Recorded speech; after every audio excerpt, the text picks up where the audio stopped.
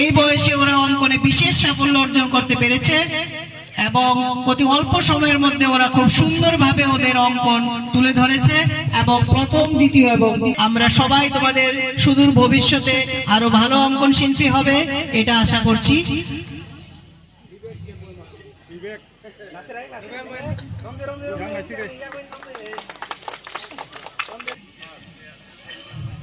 Begum of Kalideshpara JB School and Koher Deborma of Musraipara High School. আমি তোমাদের মঞ্চে কোথার Debbarma Musraipara high school. Welfare sir Musli Debbarma মহাশয় ওনার হাতে পুরস্কার তুলে দিচ্ছেন। সবাইকে বলছি করো